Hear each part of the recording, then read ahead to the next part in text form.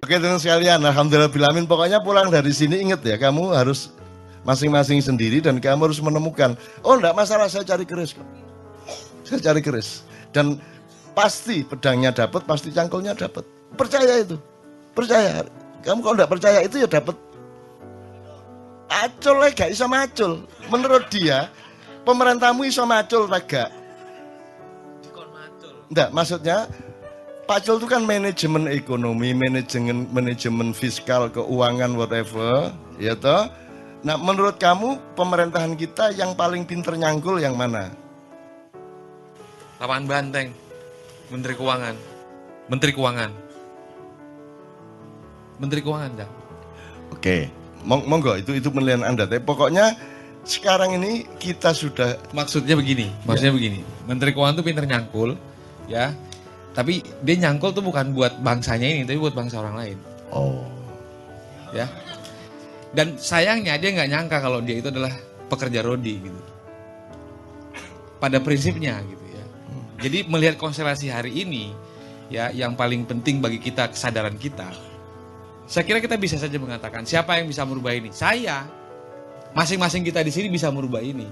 Tapi kemudian pemetaan mas saya kan juga harus jelas. Hari ini tadi Cak Nun cerita hostage syndrome. Ya. Di mana orang yang sudah tersandra tidak menyadari kalau dia tengah tersandra.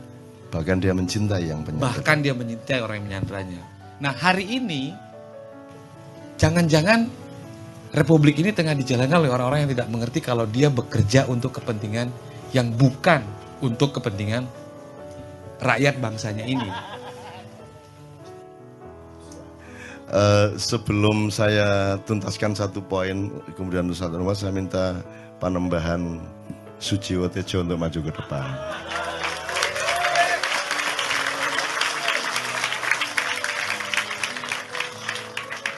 Belum di puncak Ustaz Nur Somad dan Mas Jiwo Tejo, saya tanya sama Mas Ardi satu lagi. Kalau kita mau dandanin negara ini, itu punya... Wah.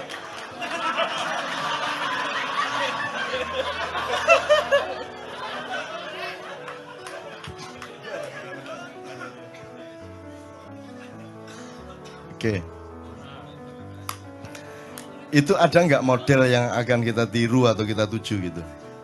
Ya kalau bicara soal model, mestinya nggak usah jauh-jauh, Cak. Ya. Tetangga kita deket saja. Misalnya untuk satu contoh gitu ya. Singapura itu yang katanya sudah sangat apa-apa mahal dan seterusnya. Saya sangat mengejutkan. Sekolah dari SD sampai SMA itu negara yang urus. Kalau mau masuk sekolah swasta itu urusanmu. Kalau mau kuliah di perguruan tinggi negeri, itu bisa dapat beasiswa 85%. Jika lulus, bekerja 3 tahun di pemerintahan. Ya. Setelah itu baru boleh bekerja di tempat yang lain. Itu satu. Yang kedua, transportasi umum di sana sudah disediakan. Dan yang paling menarik, rumah pun sudah ada. Yang disediakan oleh pemerintah untuk disewa oleh masyarakat. Dan rumah itu jangan coba-coba ganggu di luar-luarnya. Mau dicat, mau dibagusin, Anda kena penjara. Masuk penjara. Karena itu melanggar hukum. Yang hanya boleh dibenahi hanya di dalamnya saja. Catlah dalamnya, perbaiki di dalamnya gitu ya. Mereka punya semua bentuk yang kemudian bisa mensejahterakan lah sebagian besar rakyatnya. Singapura itu tidak punya ladang minyak. Tapi mereka punya 12 kilang refinery, Cak. Oleh karena itu, semua minyak mentah yang di Indonesia ini jangan-jangan parkir di sana. Lalu jadi BBM, baru diimpor lagi ke sini. Ya. Nah, ini kan kalau bicara soal model, Jerman itu sebuah negara yang sudah sangat maju, ya. Industri juga. Di sana itu orang bicara BBM-nya harga pasar. Ya. Harga berubah tiap hari. Iya. Tapi transportasi umumnya di sana semua gratis kok. Sekolah semua gratis. Bahkan sampai perguruan tinggi. Berobat. Teman saya dapat beasiswa ke sana. Ada asuransinya. Pulang ke Indonesia, dirawat di sini. Sampai di sana diganti sama asuransi yang orang ikut pendidikan beasiswa di sana. Artinya modelnya itu ada. Alatnya di mana, Cak? Jagain APBN kita, Cak. APBN kita itu kan mengelola. Maksudnya saya disuruh jagain APBN itu. Jadi gini.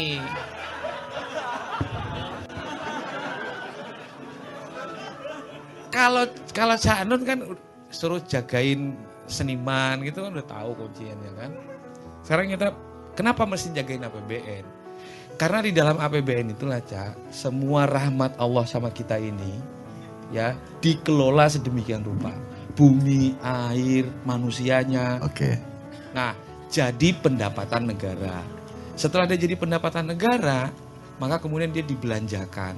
Jadi kan kita bisa ngelola. Gini, kalau jaga APBN, dia kuncinya ya. Oke. Itu saya menormalnya kan harus pakai pedang. Oh iya. Nah saya kan tidak punya pedang. Maka saya hanya bisa menjaga melalui keris. Sedangkan keris ini milik Allah. Jadi saya perlu izin Allah. Tentu, Cak, tentu. Gitu. Bagi saya sendiri juga, saya menganggap saya meniatkan ya.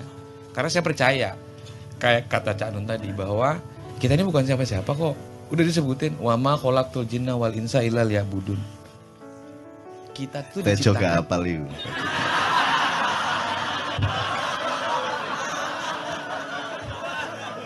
Iya, pegangan saya cuma itu, bahwa saya niatkan bahwa karena sudah disebut bahwa tidak kuciptakan jin dan manusia kecuali hanya untuk mengabdi kepadaku semata. Bahwa kita ini abdi kok. Selesai kita bersahadat, percaya rukun Islam, rukun iman, ya itu. Sip Ardi. Gini, saya ini kan semua teman-teman ini bukan keranjang yang kita masuki bahan-bahan. Mereka ini kan mesin pengolah. Nanti pulang mereka mengolah. Ya. Jadi yang kita kasih ini kan apa pancingan-pancingan gitu Mas Ardi. Itulah Genduri Cinta. Nah gini, beberapa hal bisa kita tiru dari Singapura, dari Jerman. Beberapa hal lain kita juga bisa mengacu ke Jepang, ke Korea, mungkin ke Amerika, no problem ya. Tapi saya pribadi kalau disuruh negara Indonesia ini menjadi seperti Singapura saya tidak mau. Kalau disuruh seperti Amerika enggak mau saya. Kalau disuruh seperti Hong Kong, apa Cina, apa Korea, Jepang, enggak mau saya. Tapi kalau kita belajar beberapa hal kepada mereka, saya oke. Tapi kalau kita ingin maju menjadi seperti mereka, aku mau wis gak iso maiyahan. Iya. Maksudnya, di seluruh dunia. Tentu maksudnya tidak kita menjadi negara seperti itu. Iya, jadi tadi menjawab saja pertanyaan bahwa di mana sih praktik-praktik, apa iya praktik-praktik itu ada. Untuk menunjukkan saja bahwa itu ada. Bahkan satu negara yang sering dielek-elek Cak, Kuba. Itu kan cerita tentang Kuba, mana ada yang bagus yang kita dengar. Tapi ketika sampai di sana, Kuba bagus. Di sana situasinya baik-baik saja. Kuba itu nggak punya utang, nggak ada orang buta huruf, ya toh, nggak ada maling, beres semua. Dan satu hal lagi, mereka punya regulasi yang cukup ketat. Kalau kita yang namanya turis asing, itu berlaku harga turis asing. Jadi ada harga warga negara, ada harga turis asing, yang itu jelas lebih mahal. Karena mereka punya mutiara yang namanya Fidel Castro. Nah kita punyanya kerikil, ya toh. Karena mutiaranya dibuang. Mutiara dalam Islam dibuang, betul nggak? Ya. Mutiara di dalam kehidupan budaya dibuang. Mutiara dalam kehidupan politik dibuang. Di kehidupan apa aja mutiara dibuang. Kita hormati ketika SD, SMP, SMA tok. Begitu naik mahasiswa dia harus ikut kerikil, betul nggak? Kalau Olimpiade SD, SMP, SMA menang terus kita sedunia. Kita ini mutiara bangsanya. Tapi begitu jadi mahasiswa dia sudah mulai berpikir mencangkul bagaimana punya pedang, ikut punya pedang kan gitu. Akhirnya kerisnya hilang dan sekarang sudah memuncak semua itu. Tapi yang saya maksud itu gini loh Mas Ardi. Di Singapura tidak ada orang punya kesulitan, rumah ada, sekolah beres. Demikian juga di Hong Kong. Sehingga itu juga bukan pilihan saya total meskipun saya senang itu. Itu membuat mereka tidak tangguh sama sekali sebagai manusia. Mereka tidak pernah mengalami kesulitan. Mereka dilindungi apa saja oleh pemerintahnya. Mereka terlindung, polisinya melindungi, hukumnya melindungi. Di Indonesia kan Anda tidak dilindungi siapa-siapa. Tidak dilindungi hukum, tidak dilindungi polisi, bahkan Anda diancam, diporotin, direpotin, tidak karu-karuan. Hasilnya adalah manusia Indonesia menjadi manusia yang penuh kemandirian, yang penuh ketangguhan. Jadi mari kita pertahankan negara yang buruk ini. Nah itu dialektika namanya Mas. Hidup itu pilihannya seperti itu, dinamis gitu ya. Jadi saya mencoba menjadi partner Anda, sparring partner Anda untuk menunjukkan sisi yang lain supaya Anda tidak hitam putih.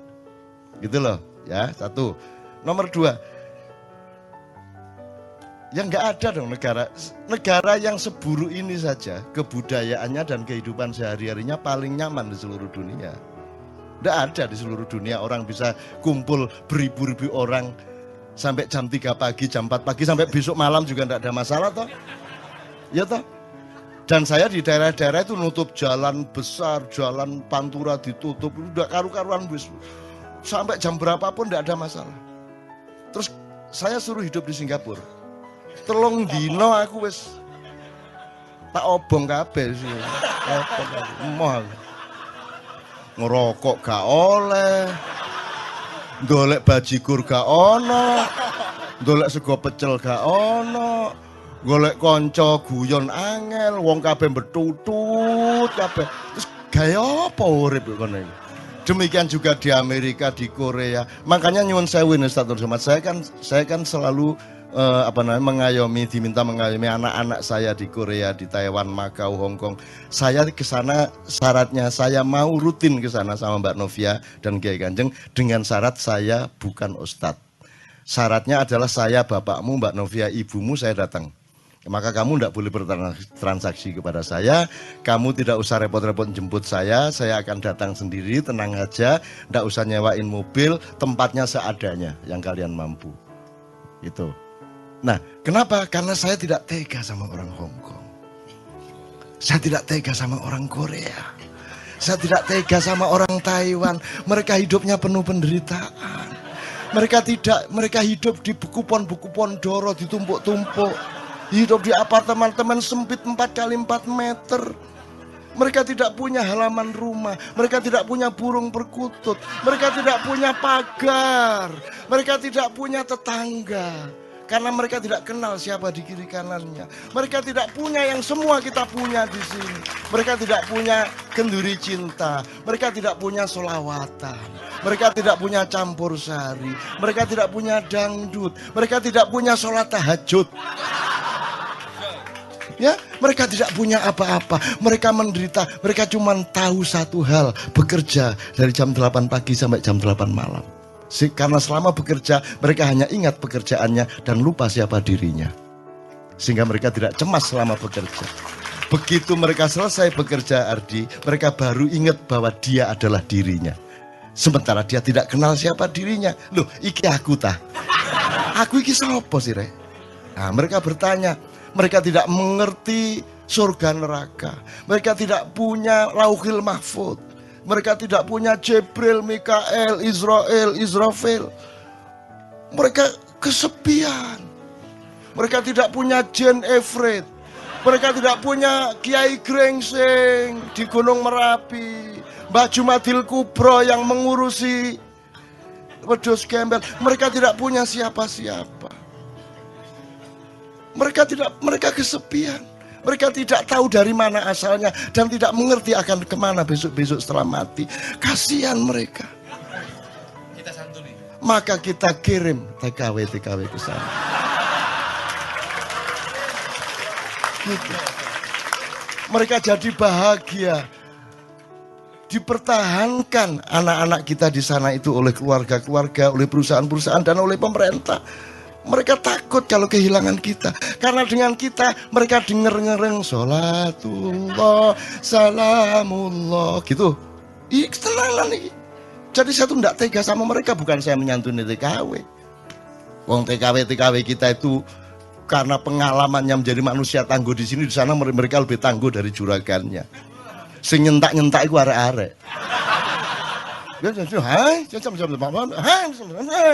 Malah buruwe sing nyentak-nyentak jeragane. Itu orang Indonesia. Jadi hidup itu tidak hitam putih. Kadang-kadang kalau engkau di penjara, kata Pak Abdullah tadi, penjara adalah singgasana bagi orang yang mencari kebenaran. Maka sebanyak mungkinlah Anda masuk penjara. Lah kan nggak bisa ngomong gitu kan. Jadi hidup itu nggak kayak gitu. Hidup itu begitu luasnya dan ulang alik minal masjidil haram, minal masjidil aqsa, minal masjidil aqsa, minal masjidil haram, terus ulang alik. Seneng galau, seneng galau, seneng galau, terus menerus. Kan gitu Mas. Jadi menurut saya setuju sama semua perbaikan yang Anda lakukan. Tapi jangan sampai kita kehilangan kekayaan-kekayaan itu maksud saya. Tidak ada di seluruh. Nah, kalau kita nanti bikin negara dengan undang-undang yang sangat ketat, terus jam 10 bengi itu guyon gak oleh. Ya ta? Antum di Mesir itu kalau kedengaran, di Mesir loh, gurung London loh. Kiai Kanjeng jam 9 pagi sudah keluar rumahnya ngerokok bareng guyon kok ditekani polisi. Ya coba guyon gak oleh kalau negara capopo. Goreng gereh gak oleh. Tetangga bau, telepon polisi. Ini negara capopo. Makanya kalau ngomong kebudayaan dan manusia dan rakyat itu tidak ada lain kecuali kita. Wah wes. Coba di seluruh dunia mana ada forum yang di panggung semua merokok kayak gini. Ayo cari di belahan dunia yang manapun dan semua datang dan semua tanpa batas. Tidak perlu ada perlindungan, tidak perlu ada keamanan, betul enggak? Tidak perlu dijaga siapa-siapa karena kita adalah orang yang menjaga, bukan orang yang dijaga. Kan begitu? Kita semua adalah orang yang memelihara republik ini, bukan orang yang mengancam republik ini. Gitu loh.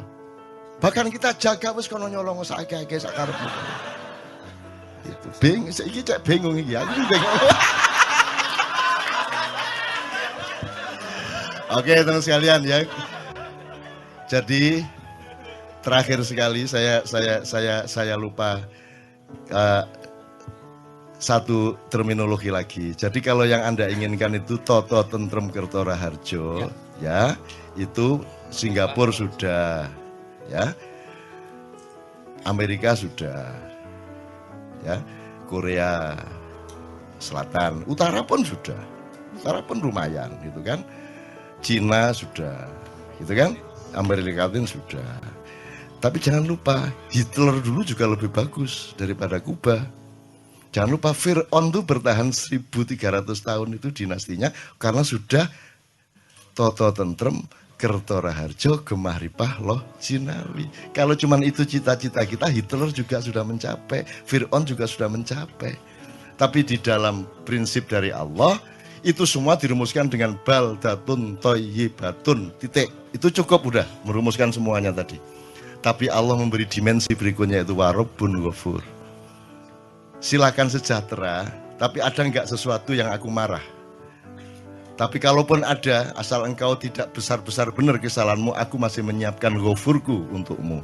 Aku masih Warabbun Ghafur, aku. Jadi pedoman hidup kita sederhana. Malam sebelum tidur dihitung yang mana yang Rabbun Ghafur, yang mana yang tidak Rabbun Ghafur dari perbuatan saya sehari ini. Cuman itu tok, sederhana sekali. Gitu. Nah, Rabbun Ghafur ini tidak dipenuhi oleh seluruh dunia. Gitu loh. Kalau jadi mending mana sekarang? Kita tidak begitu sejahtera, tapi kita berjuang terus sampai Allah terharu sehingga pasti kita diampuni. Meskipun kita tetap miskin-miskin juga, tapi Allah mengampuni. Kita kaya raya, beres, bareng-bareng maling, makmur, Gemah Ripah Loh Jinawi, tapi Allah tidak mengampuni. Yang mana yang dipilih? Saya kembali ke idiom lama. Ada dua rumah, yang satu bertengkar terus hingga ganggu orang se-RT lah. Piring dibanting, kaca disawati, teriak-teriak, orang semua nggak bisa tidur. Karena apa? Karena suaminya selingkuh. Maka mereka bertengkar tiap malam. Rumah sebelahnya tenang, ada musik yang mengalun, tentram. Toto Tentrem Kertoraharjo. Kenapa? Karena suami maupun istri sama-sama selingkuh. Kon milih ndi? Kamu milih yang mana? Yang mana yang namanya Toto? Jadi kalau Toto Tentrem Kertoraharjo itu Doli juga Toto Tentrem Kertoraharjo. Penuh kelembutan, penuh pelayanan, penuh harum-haruman. Betul enggak? penuh kasih sayang, penuh kenikmatan, toto tentrem, kerto raharjo. Nah, udah kalau gitu mari kita bikin doli nasional. Nah, Mas Adi malam ini belajar bahwa kehidupan lebih luas dari itu, tapi khususon yang beliau omongkan itu kita dukung sepenuhnya di wilayah itu, tapi jangan sampai kita kehilangan yang sudah kita punyai, kekayaan-kekayaan ini. Karena ini nggak ada di seluruh dunia, Jo. Yang ini guys. Di Malaysia iso gawe ngene iki. Ayo. Nggak bisa di Malaysia begini nih. Kalau di Indonesia pemerintahnya nggak masalah, kenapa? Karena nggak tahu. Ono apa gak ero ya apa katanya? Jadi nggak masalah, makanya di sini sangat longgar untuk manusia, sangat longgar untuk kebudayaan, sangat longgar untuk silaturahmi, betul enggak? Begitu Anda ke luar negeri, dimanapun kelonggaran itu hilang. Makanya bunuh diri sangat besar di Korea, segala macam. Di Makau itu tak lihat, aduh mesake wong-wong itu. Nek orang Indonesia iki ketoke mek gak sekolah tapi meripati pelolak-pelolok. Ngene-ngene kita orang sana kan tertib, orang yang dilindungi sejak kecil, orang yang beres semua masalahnya, sehingga mereka tidak punya geni, tidak punya api dari matanya. Kita kan berapi-api. Jadi iki wis suwe kok gak ono gelut iki rek. Wah. Golek perkara ndek mul. Napa delok-delok. Wah, akhirnya pokoknya di seluruh dunia tidak ada orang tawur tanpa sebab, kecuali anak-anak muda Indonesia. Udah itu di mana aja. Jadi tawur sebagai syariat. Gak enak gak tawur nih. Lo temenan nih, saya bisa cerita detail soal ini. Ya di Malaysia, di Hong Kong, di Korea, saya bisa cerita detail mengenai tawur dan bagaimana cara mengatasinya, siapa tokoh-tokohnya, yang jagoan siapa, yang cuman rame-rame siapa, saya bisa cerita detail. Tapi ini bukan saatnya. Yang penting tolong kita jangan kehilangan ini. Negara mau maju kemanapun harus tetap terjamin kemerdekaan yang penuh kemesraan di dalam kebenaran dan kebaikan seperti Kenduri Cinta ini. Ustadz Nur Somad, afadhol.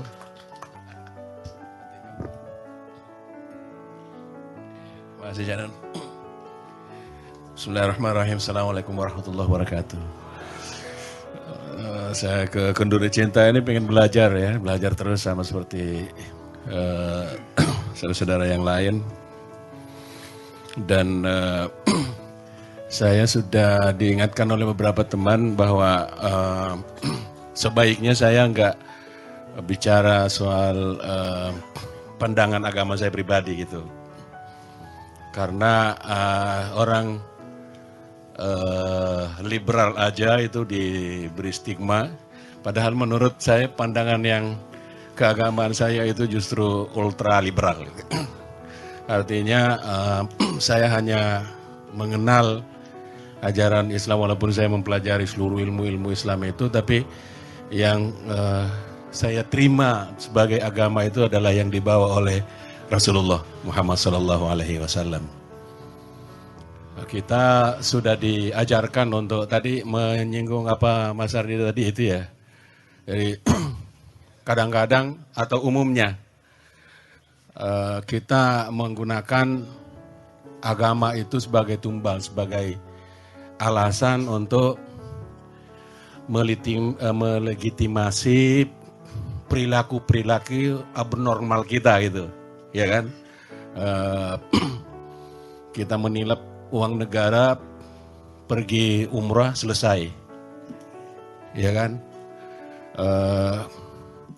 Kita korup, yang penting pakai baju koko, serban, selesai, gitu.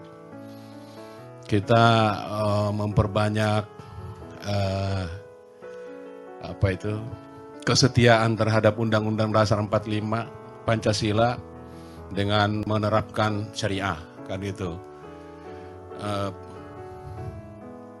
Jadi seolah-olah agama itu kita ciptakan untuk memberi legitimasi terhadap perilaku-perilaku abnormal kita itu. Yang saya pelajari dari seorang Nabi Muhammad SAW bukan itu. Ya seperti yang disinggung Canon tadi, sebenarnya Tuhan sudah memerintahkan lebih awal kepada beliau, kepada Nabi. Qul innama ana basyarun mislukum. Katakan Muhammad bahwa aku ini adalah manusia biasa seperti kalian. Yuha ilayya, cuma aku menerima wahyu dari Tuhan. Karena itu maka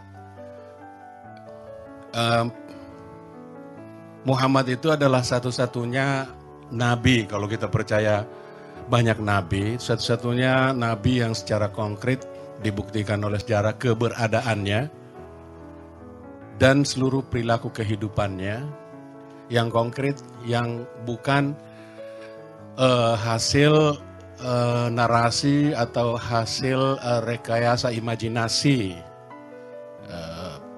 karena dia hidup sebagai manusia yang berjuang gitu. Misalkan dari saya suka misalnya mempertanyakan, kira-kira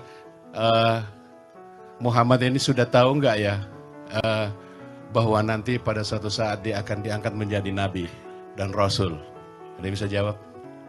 Sudah tahu nggak ya? Kan belum tahu. Buktinya karena ketika menerima wahyu itu beliau bingung ya, gelisah ya, dan tidak percaya terhadap gejala yang beliau alami. Justru dalam sejarah kehidupannya itu mengalami berbagai perjuangan yang seharusnya memang dialami oleh manusia yang ingin memperoleh kesuksesan hidup.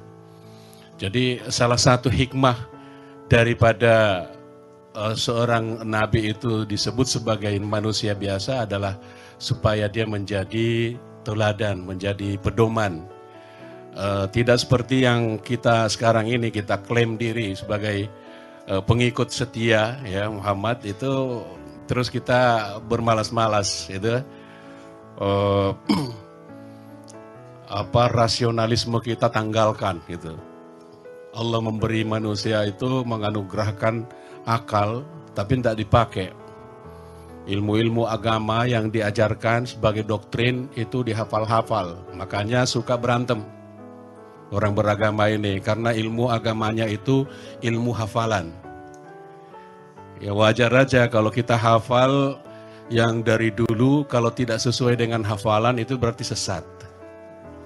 Karena sesat, maka kita tidak bisa memahaminya dari berbagai atau dari berbagai aspek, dari berbagai sudut, tapi kita memahaminya hitam dan putih, sehingga yang tidak sesuai kemudian kita klaim sebagai sesuatu yang salah dan harus diperangi kan gitu. Maka terjadi kekerasan dalam agama. Dalam kehidupan Nabi diberi yang ini menurut saya adalah salah satu poin utama dalam kehidupan Nabi, itu adanya bahwa secara simbolis itu diceritakan pada waktu kecil umur 10 tahun dadanya dibedah oleh malaikat. Ini dalam riwayat orang yang kita harus paham secara nalar, itu dibedah, dibersihkan dari 3 hal, yaitu dari dengki ya, dari curang, dan dari kesombongan ya, dan kemudian diisi dengan kearifan, kelapangan dada, dan fleksibilitas gitu. Karena itu maka dalam menjalani kehidupannya Muhammad itu menjadi sosok yang sangat simpatik, karena dia tidak memiliki perilaku curang, tidak riri, tidak dengki, tidak sombong gitu kan. Mestinya setiap umat, setiap orang yang ingin memasukkan dirinya ke dalam kelompok mengikuti Nabi yang dalam ajaran yang dibawanya kita sebut sebagai Islam, mestinya sebelum berislam itu bebaskan dulu diri dari curang, dari rasa sifat curang, dari sifat dengki, dari sifat kesombongan gitu. Jadi percuma kita tadi ada yang hafal Quran tapi tetap korup. Kenapa? Karena ya itu, kita hanya berislam tapi kita pelihara kedengkian, pelihara kesombongan, ya kan? Pelihara kecurangan gitu. Sehingga sebanyak mungkin hafal Quran, sebanyak mungkin kita pelajari Al-Quran, tapi kemudian tidak membekas. Kenapa? Karena kita pelihara atau belum mengikuti Nabi untuk pembersihan diri. Jadi menurut saya mengikuti Nabi itu bukan karena sekedar memperpanjang jenggot ya, sekedar memperlihatkan busana, fashion ya. Menurut saya sunnah itu bukan. Sunnah itu adalah mengikuti yang itu dulu. Jadi sunnah yang paling utama itu adalah coba dari dalam jiwa kita itu dibersihkan, jangan ada dengki. Itu sunnah Rasulullah yang paling mendasar adalah jangan dengki, jangan sombong, jangan curang.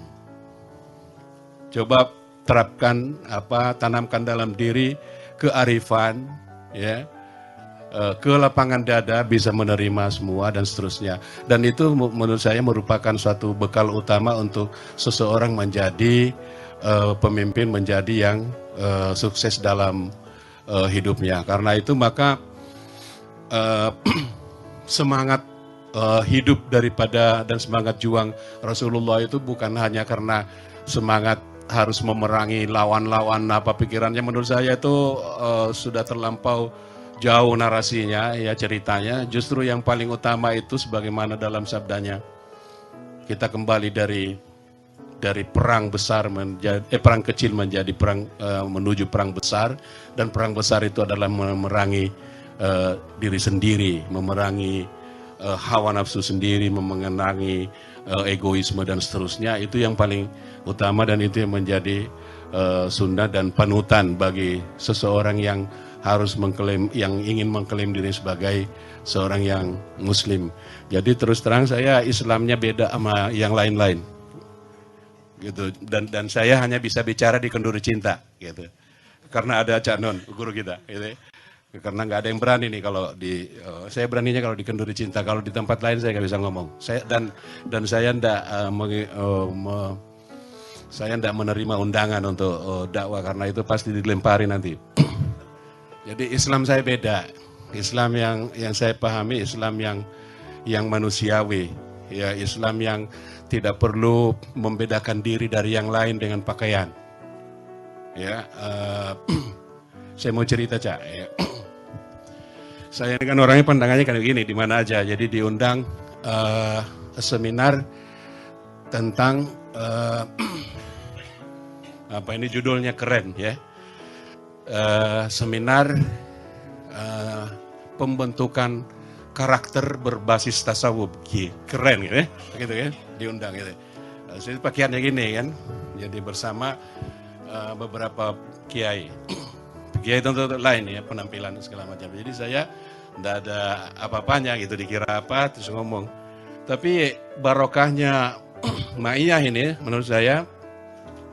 Jadi kiai itu saya bicara soal teori-teori dalam tasawuf, buku tasawuf, khazanah tasawuf mulai dari awal sampai akhir. Saya bicara Jalaluddin Rumi, saya bicara soal Ibnu Arabi, saya bicara seluruh kitab-kitab Futuhat Makkiyah segala macam. Itu tidak ada efeknya, nggak ada gini gitu. Yang efek itu ketika seorang kiai mengatakan seorang yang namanya Syekh Kamba itu ya, itu teman diskusinya Cak Nun soal tarekat gitu loh. Jadi karena saya cuma teman diskusi Cak Nun, kemudian mereka hormat. itu terjadi ya. Jadi maka Islam saya beda ya. Jadi dan saya nggak berani diundang untuk ceramah ya. Kalau saya dosen, saya mengajarkan ke ruang kelas ya terbatas pada para mahasiswa. Jadi yang saya khawatirkan bahwa agama di Indonesia yang datang ke Indonesia itu jangan sampai yang menjadi blunder gitu. Ya. Jadi kita jangan ironis kalau apa itu? Paradoks apa ironis ya. Misalnya agama itu sejatinya membawa kedamaian, tapi jangan sampai agama itu menjadi pemicu dari konflik, kan gitu. Mestinya agama itu mengantar orang kepada Tuhan supaya memperoleh kehidupan yang sejahtera. Jangan sampai agama membawa orang Indonesia menjadi miskin, kan gitu. Mestinya agama-agama itu mengantar orang-orang Indonesia untuk bisa maju, berpikir rasional, ilmiah, intelektual, segala macam. Jangan dengan alasan agama kemudian kita memelihara kebodohan. Kita memelihara kebodohan itu ketika anak-anak kita itu kita ajarkan dengan hafalan doktrin, nggak boleh ini, nggak boleh itu, tapi kemudian potensi intelektualnya kita nggak kembangkan. Saya teringat satu pernyataan seorang ulama besar di abad ke-9 ya, abad ke-2 Hijriah, itu masih termasuk tabi'in ya, Al-Muhasibi namanya. Itu mengatakan bahwa nikmat karunia yang paling besar yang diberikan oleh Allah Tuhan kepada manusia itu adalah akal. Jadi manusia itu harus menggunakan akalnya. Jadi nonsense, ya kan? Kalau ada kemudian paradigma yang kita anut bahwa agama itu harus bertentangan dengan akal gitu. Kenapa? Karena kita bisa memahami misi, risalah setiap agama itu dengan akal yang diberikan oleh Tuhan.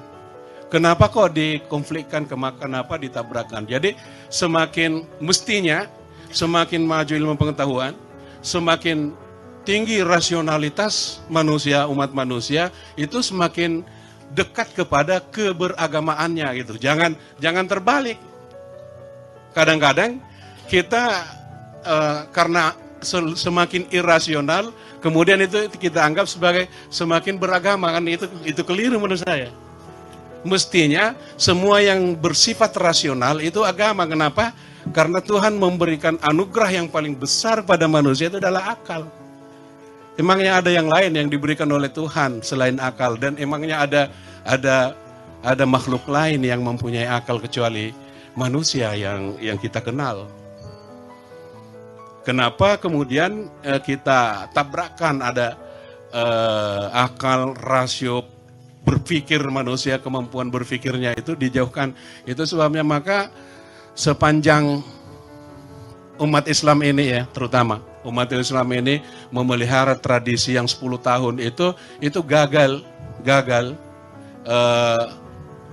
membangun atau membawa misi yang seharusnya disampaikan oleh dalam Al-Quran itu. Mestinya Tuhan tuh menciptakan manusia sebagai khalifah. Kenapa? Apa maknanya khalifah? Itu adalah supaya kamu menjadi wakil Tuhan untuk kebaikan di bumi ini gitu. Artinya manusia itu harus ada dengan merefleksikan kebaikan Tuhan pada dirinya. Itu disebut sebagai Asmaullahil Husna. Misalnya Mbah Sujiwo Tejo punya menyanyikan Asmaullahil Husna. Sekarang beliau bisa menyanyikan malam ini bagus. Artinya agama itu seharusnya mengajarkan bagaimana manusia merefleksikan nama-nama Tuhan itu di dalam dirinya. Jadi Allah itu Maha Rahman, Maha Kasih Sayang, maka manusia harus penuh dengan kasih sayang. Ya kan? Allah Maha Memberi tanpa pamrih, manusia juga harus merefleksikan itu. Agama mengajarkan supaya kita bisa merefleksikan sifat-sifat atau asma-asma Allah yang Maha Agung itu. Kalau itu tidak ya percuma, karena akhirnya nanti agama itu hanya bersifat formalistik, formal, kelompok-kelompok, terus mengangkat dirinya, terus kafling-kafling surga, ya kan? Yang kita belum tahu nanti di akhirat seperti apa, kan tidak tahu. Nabi aja sendiri bilang itu di akhirat kan tidak ada yang tahu.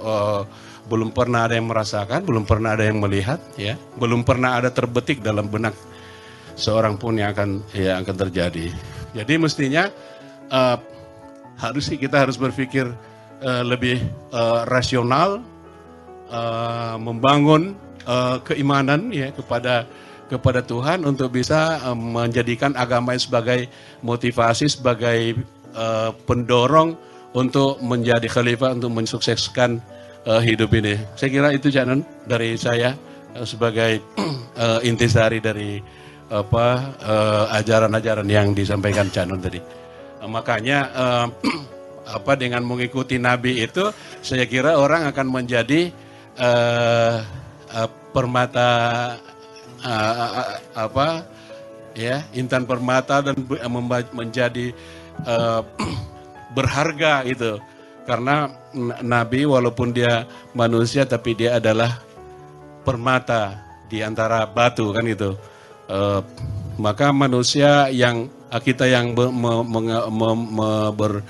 bertoladan kepada Nabi itu juga akan memperoleh posisi yang sama seperti itu.